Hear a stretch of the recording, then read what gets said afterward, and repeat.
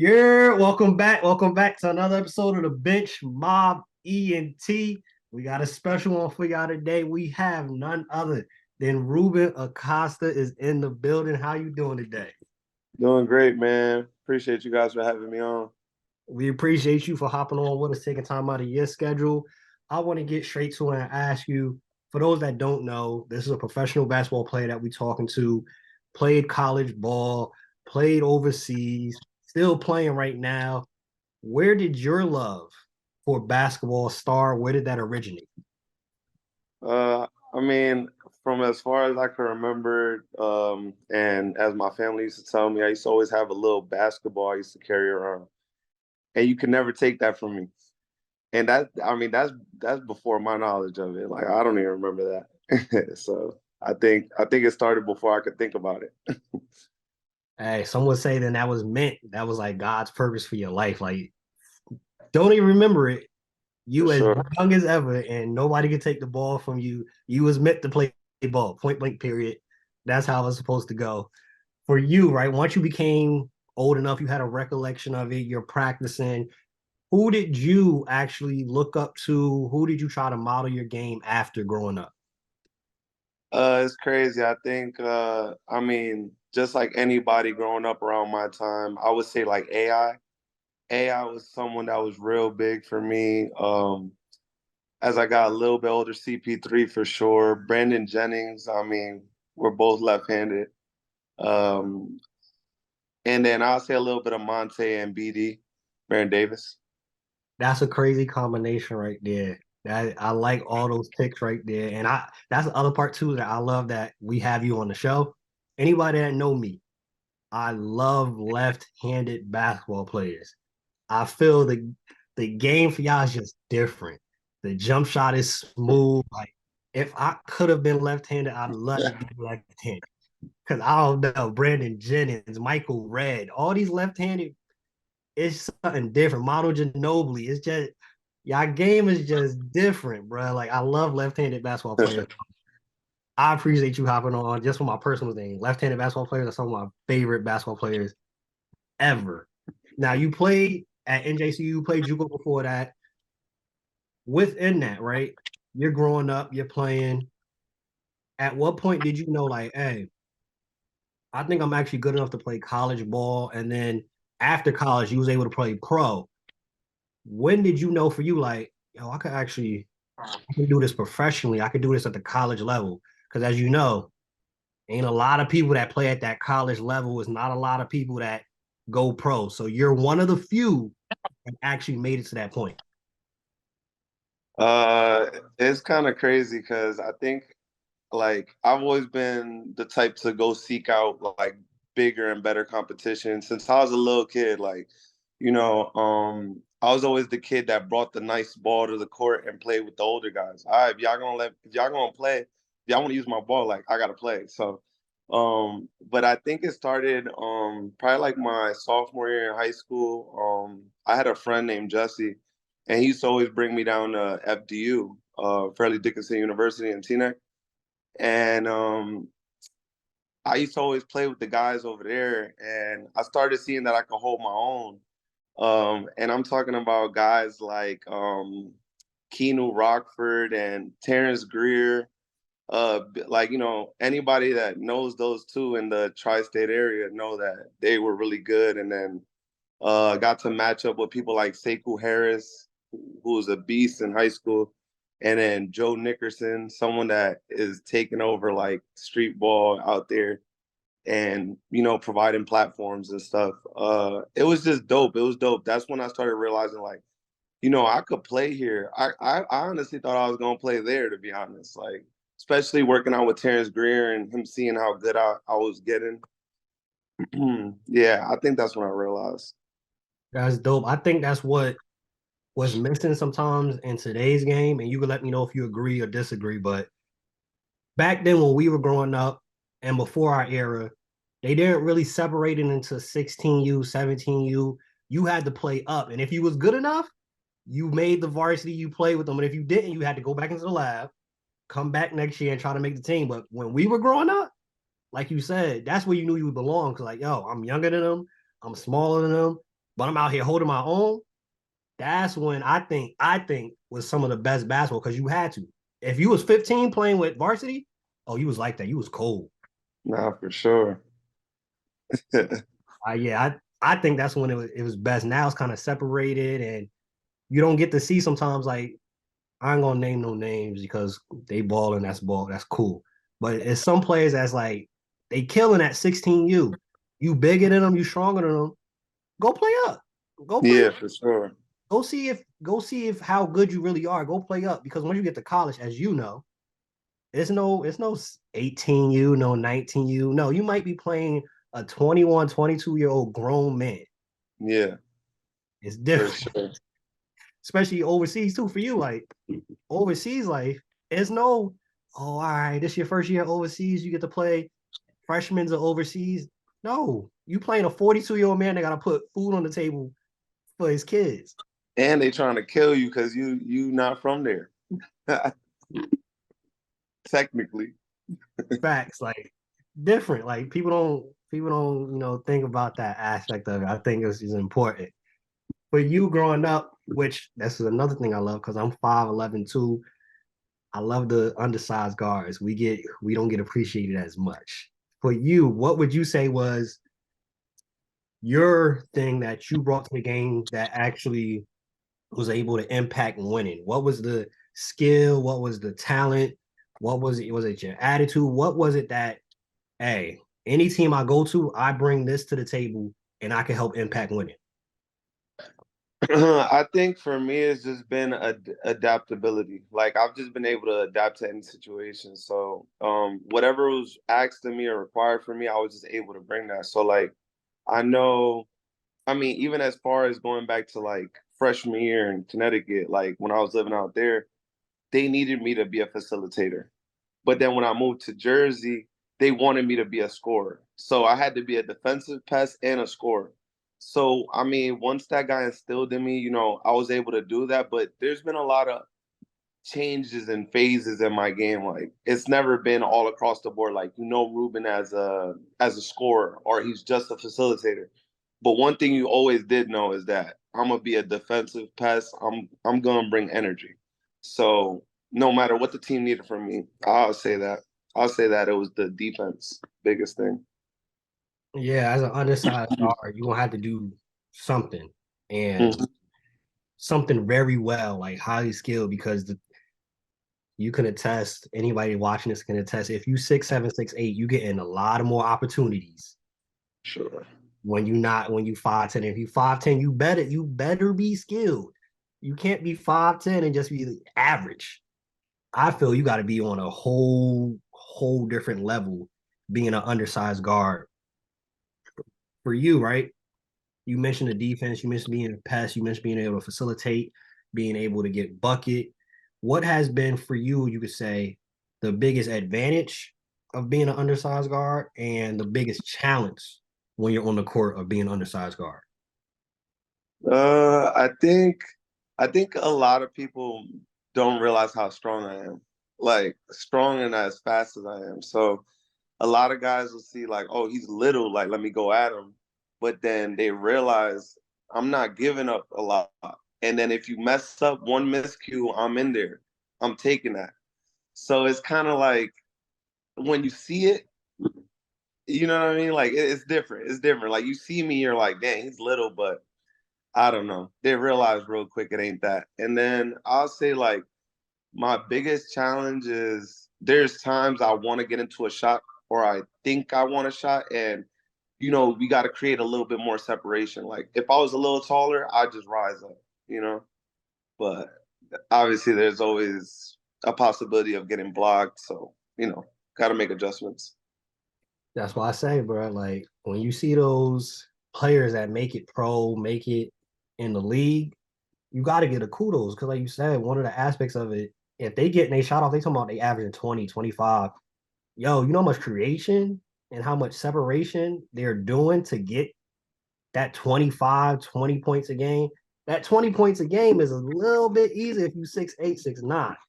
For sure. You got to be skilled regardless. You're talking about pro, but it's just, I think, heightened when you're undersized. And that's just my opinion. Yeah. Yeah.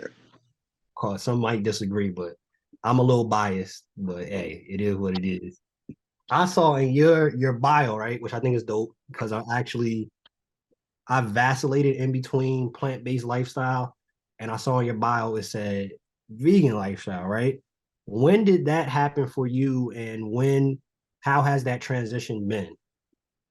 Uh, I feel like it happened maybe like right before COVID, or it might have been in the midst of COVID. I had got back from a trip and I got diagnosed with a condition, and essentially they told me like red meat, just a few things were gonna affect it, and I just went cold turkey with the meat. I was like, all right, well, it was depressing at first. I was like, dang, like, we grow up to think we need meat in our life. So I'm like, damn, what am I do? Like everything I eat, I got meat in it.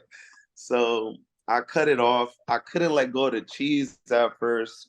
Um, but then one day I kept telling myself, I'm gonna let it go one day, I'm gonna let it go one day. And then right before I was gonna eat cheese one day, I was like, why don't I just make it today? I've always been real. It's always been easy to detach myself from things. The only thing I've had an issue with is basketball. I can't get away from it. But anything else can go. Now, for you, you mentioned it was because of the diagnosis. Have you seen any positive impacts on the court? Because, for example, I was listening to CP, I was listening to John Sally, who's big, like big Hmm. in the plant-based vegan space, and they mentioned I don't gotta ice as much, my recovery time is better, I don't get tired. Have you seen those same type of positive effects going vegan? It's crazy, bro.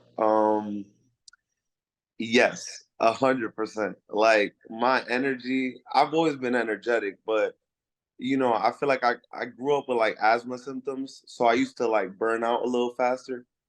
That don't happen no more. And then as far as injuries, like I could literally twist my ankle, and I tell everybody this. Maybe it's just me, but I'll twist my ankle and I'll just keep walking on it, or I'll keep running on it, and I'll be fine in 2 minutes. Like it's so weird. Like I don't. A lot of injuries don't stay with me, so I definitely want to credit that to being vegan, going cleaner, and I want to say like the fasting has helped too. That's dope. What would you say is like a typical, if you had to give a day, like what do you typically eat for those that may be interested, that watch this, that may go down that path? What do you typically eat in your day? Like, I feel like it really depends, and I'm not gonna say I'm the cleanest eater. I'm not the best vegan, but for the most part, I'm gonna say rice, black beans, avocado, plantains if I could do it. Um, yeah, I don't know. And then sometimes I'll do a lot of plant-based meats and stuff, which I know, like, processed food at the end of the day, but you know, that's kind of how I'm surviving. hey, you got to start somewhere. And I personally, like, I was listening to John Sally interview, and he was saying that's better if you're doing the plant-based meats and then talking about you having a burger. I'd rather you have the plant-based meat and go that way. Because honestly, the other part is some people don't have the time to create the meat from scratch themselves. Like get the tofu or get the mushrooms and then grind it up and all. That takes some work. For That sure. takes some work. But if you eating, like you say, cleaner and healthier, that's what really matters. And I was the same way for probably a year or so. I was telling my wife, like, nah, I mean, I could have a plant-based meat, but I still need my cheese. I gotta have my cheese. I gotta have it. But I found some plant-based cheeses that's solid too. But I was the same way. Like, all right, I don't have no burgers. I don't have ribs, but I'm gonna still need my cheese though. Like, Nah, I feel that. I was They got definitely they got some pretty good plant-based cheeses out there yeah, for real, little smoked Gouda and stuff like that. I'm like, oh, okay, okay. though. I see what they trying to do now. For you, right? You being a left-handed point guard, if you had to choose, it don't have to be point guards, but your top three or your favorite, whichever you want to choose. You could go top or you could go favorite. Left-handed ballers in the NBA. It don't have to be now, it could be all time. Your top favorite three left-handed basketball players. Damn, three though? I thought it was five. We can go five. I yeah, because I gotta go more. I can't just go three. Three's hard. Brennan Jennings is definitely there. I'm putting IT, like those two I'm gonna put real high up in my list. I grew up along like a lot of my life. I started out in Jersey, and I was born in Jersey, so I'm gonna go with Kenny Anderson. Mm. Um, so Kenny Anderson for sure. So those three, and then if I had to go, like if I got to go some honorable mentions, I'm gonna be like Nick Van Axel, very elite, and then a former Spurs coach recently told me that I remind. No, I'm lying. Not a Spurs coach. It was a coach. It was one of the a coach in the NBA, but he told me that I remind him of Avery Johnson, and that stuck with me.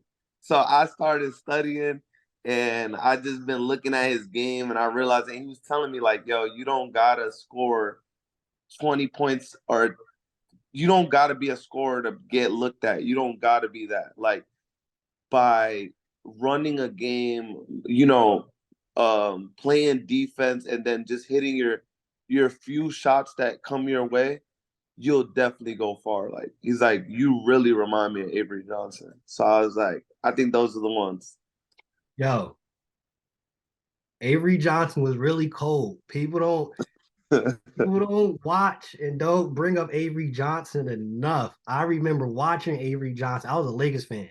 I remember watching Avery Johnson get work in the playoffs, major minutes with the Spurs. Like, no, Avery Johnson, super underrated. Super underrated. Now For for sure. you, I want to ask because you have to be, and I've seen the highlights. You're a skilled basketball player. It's not just I have speed, I'm the fastest on the court. You have skill. Who would you put on your list of the top five or your favorite five skilled basketball players? Sam, skilled basketball players. I mean, that's a tough question. That's a tough one though. But I'll say like top five for me personally. I'm gonna say like MJ is definitely in there. Um, all time CP. I just think CP3 is just different. Um, I'm gonna say, hmm, I'm gonna say IT. I'm gonna say Isaiah Thomas still, not the old one, the new one. I'm gonna still say IT, and I don't know. I'm gonna go Muggsy. Muggsy Mm. because playing defense is a skill set, and people don't realize that. Playing defense is a skill. So I'm gonna go Muggsy. And that's just going off my favorite. Like if we're talking about my favorite, but now if we're talking about like newer guys, we're obviously talking Kyrie is definitely in there. We're talking about Jamal Murray. You know what I'm saying? Like, but if I'm talking about my personal bias favorite, then yeah, I'm going with those guys. Muggs is another good one. And you Mhm. even mentioned Jordan. Even Jordan mentioned like Muggsy was locking up to be the shortest player ever to play in the NBA. He was clamping dudes, clamping dudes, literally leading the league in steals. Muggsy, like you said, like you were saying, if you play around, it's curtains. I'm taking it. Exactly. So that's I definitely feel like I definitely looked at that a lot and I can relate. It's like you gonna feel me, and if you mess around and think you don't if you don't see me, I'm coming. Don't play with your food, or it's curtains for that. Now you played in the US. I've seen you played in multiple leagues. Desert Rain, I saw the other time, which is out there in Vegas. Shout out to Pierre Jackson. We have Pierre Jackson on. Vegas is basketball over there. They love it over there. People don't know about that.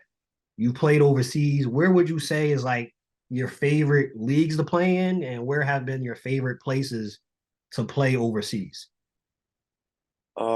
So you're saying like anywhere though? Yeah, anywhere in the US, because I know you played in a bunch of the Jersey leagues. Yeah, Like, yeah. so like, where has been some of the best ball that you've played at? Like, is it the Bro, rain or? if we talking about like in the US for sure, I'm gonna definitely have to say like Desert Rain was different. And I say that because most pro-ams, well, I'm definitely always gonna shout out Hoopsville. Hoopsville is elite in Jersey, but Desert Rain gave a different sense of professionalism to me. Like I was Mm, like, wait a minute, because normally pro-ams, people are just trying to go out there and go get theirs, And shout out to some of the guys that I got to play with, like Ike Nuamu, that I grew up kind of watching his mixtapes and stuff, like guys like that. Like, so to play on the same team as him, or watch DeMarcus Cousins on TV, and now I'm your teammate and we're joking on the bench, like that's kind of dope. So, but it gave a different sense of professionalism because like whether you knew the guys or didn't know the guys, it it automatically became like a team thing. Like we like, all right, you're gonna recognize, you're gonna find out in the first quarter, 2 quarters who's the guy, but also it's not gonna be over selfish. Like, you know what I mean? Like never would I have thought that I'd be over here like yelling to Ike, like, yo, I'm open. You know what I'm saying? And he kicking it to me like, and I'm shooting. So I mean, it was pretty dope, man. It was dope. And then I feel like, yeah, yeah, it's definitely the toughest, bro. That and then Jersey, I'm gonna say, because Hoopsville is just another level. The intensity, I mean, the trash talk. Uh, and then if I'm talking about like undiscovered type of players, no pun intended to my guys out here in Texas, but I'll say in high school, Connecticut got the most underrated players, and luckily for a lot of people, they didn't have their mind right. Because if they would have got their stuff together in school, you would see a different, like, there's some players in high school that I've seen that I'm like, what the heck? Like I know someone, and if everybody from my city knows, there's a point guard that went a season with 0 turnovers. He just didn't have no grades. I ain't gonna put his name out there, but everybody knows what I'm talking about. And he was different. Like I'm telling you, he's one of those type of players that we all kind of took a little bit from him. Like his style of play is just was beautiful to watch.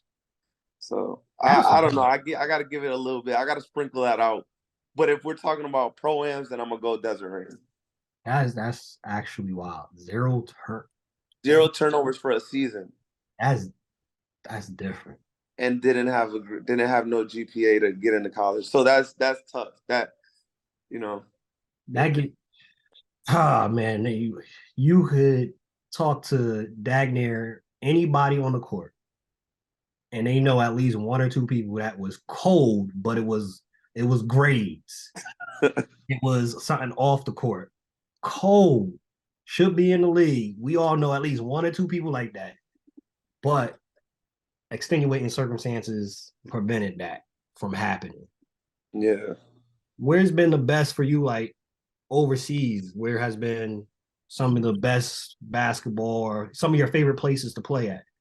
I'll say that transition from JUCO to college, I took a year where I was trying to figure things out, and my good friend Angel from Puerto Rico, he used to take us to church and everything growing up. I asked him if he had any connections for colleges. I was thinking I want to transition into a college in Puerto Rico, so then I can get into the BSN, and that's been like my goal. So he was talking to someone, and they were like, they sent them my film, and he was like, well, if he's this good, why doesn't he just play with us? And that's my hometown team of the BSN. I'm like, shoot, that's the dream anyway for me.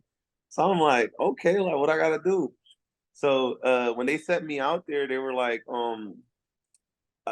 basically I was out there for like a private try, like not even a tryout, it was kind of like an invite only vibe. And I was surviving. Like the coach was telling us, like, hey, like, yeah, like we're gonna let you know if this day by this day if you guys aren't, we don't think it's gonna work out. So you could go try out with other teams, work out with other teams. And they kept keeping me around. So I think that was a really crazy experience because I was around guys like legends in Puerto Rico, like Bimbo Carmona, Bimbi Rosas, which is a great point guard, and he really helped me, even as far as taking more jump shots, because he would like back up on me a little bit and like dare me to shoot because he knew I wanted to play make. So guys like that, I mean Enrique Ramos, uh, Juan Pablo Pinedo, like these guys were like I mean, you look at the BSN league and these are names you're hearing. You're gonna see them. So it's like it was kind of dope. It was a dope experience. And then I was able to play my first scrimmage They didn't pick me up because I wasn't in a draft. So, you know, I had that conversation or whatever, but they still allowed me to play my first scrimmage. And I played against one of the national point guards. I'm forgetting his name, but he's from New York. But guys like 5'9", and that was super dope to do. Like to match up against him, I was like, that's crazy. That's that's dope to be able to go home. Like I hear it all the time, players that are able to go play for their home country and their hometown, it hit different. Like For yeah, it was sure. great playing college and this, but your hometown, it's like the same thing when, if you were here and you're from Connecticut and like, oh, you get to play with the Celtics. It hit different because Mhm. it's your hometown area. So I could imagine how dope that was, how lit it was being back over there. I'm sure you had family and stuff. Like I know it hit completely different. For sure. It was definitely a dope experience. Now we appreciate you taking time out your schedule again. For those watching, just tuning in, this is Ruben Acosta we have in the building with the bench mob. We're gonna end off with this segment called the fourth quarter. Couple fun questions, rapid fire, stuff like that to end it off. For you, especially you're part of the vegan lifestyle. What is your go-to meal? What's your favorite thing to eat? Then, like I told you, it's gotta be I'm something with avocados. Avocados is automatic. Whatever we doing, avocado. You know what I'm saying? It could be a vegan burger, I don't care. Avocado. What would you say have been some of the major factors that have caused you to be successful in this basketball space? I think it's just been like I said, being adaptable, being able to adapt to any situation, and then just being genuine. I feel like, you know, just being yourself, and people are gonna read and feel the passion you have for it. So even if you aren't that good at the time, like people can see how bad you actually want something, and they're naturally gonna invite you into that space. So I think that's been the best thing for me. If you had to pick who wins the West this year, who wins in the East, and who do you have winning it all? You know I'm biased, right? Just to let you know, I was a Suns fan last year, and let's just say I'm with the Warriors. So I'm going Warriors for the West. I'm gonna go. Man, it's tough because I'm gonna say for the East, I'm gonna go Bucks. Even though I don't think that trade was better, I think the Celtics actually got better. Cool, but the Celtics are gonna be super disrespectful if they could get it together. But I just don't trust certain pieces. Um, so I'm gonna say East, and I'm gonna say the Bucks for the East, and then for the finals, I'm going Warriors. And by the way, if the Warriors don't come out of the West, then it's definitely Denver. There's no other option. Those are the two only options. Two only. Got it. All right. I know Warriors fans will be happy if that happens. Steph get another ring.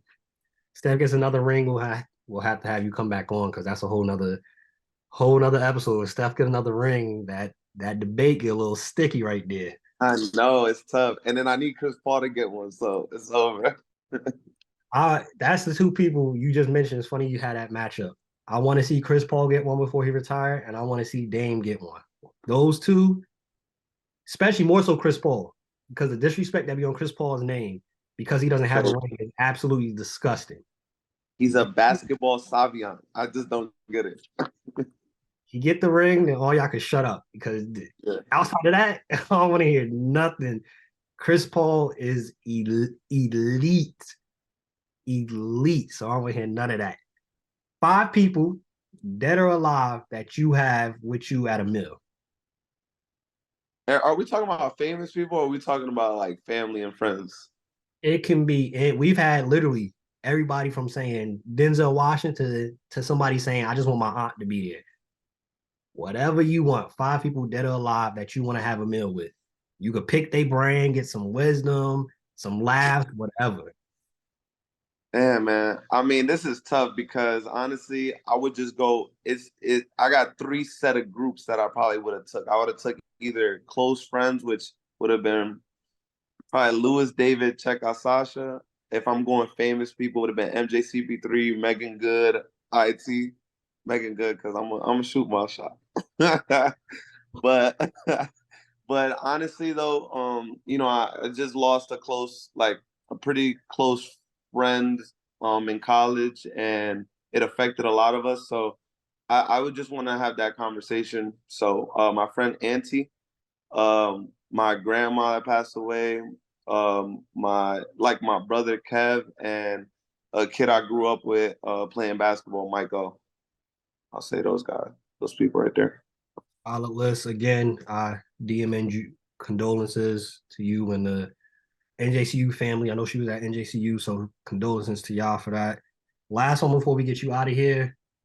If you go to any sporting event, past, present, future, what would it be, and who are you bringing with Man, I'm telling you, this one was the hard. This is the hardest question I think because I'm not the type to go out a lot. So it's basketball, basketball, basketball, gym basketball. If I'm going out, I want everybody to get some love. So I'm not gonna say names. I'm gonna say my CT close group. Everybody knows who they are. My Jersey close group, my Puerto Rico close group, and then I'm gonna just take my high school team, college team, and my CYM team for sure. Yep. you? All right, so what are we going to? Are you going to Oh, NBA finals? You want to go yes, see we are. NBA finals? Bet. NBA Yeah. Game 6, baby. You know what I'm talking about. That's We a go to game 6. historic moment. Yo, we appreciate you hopping on with us. Y'all know the vibes for all of our viewers. Hit that subscribe button, share this with a friend. If you listening to this, give us a 5-star rating. Let the algorithm know this is great content that needs to be pushed out. But if you stay ready, you don't gotta get ready. Bench Mob ENT, we out. Peace.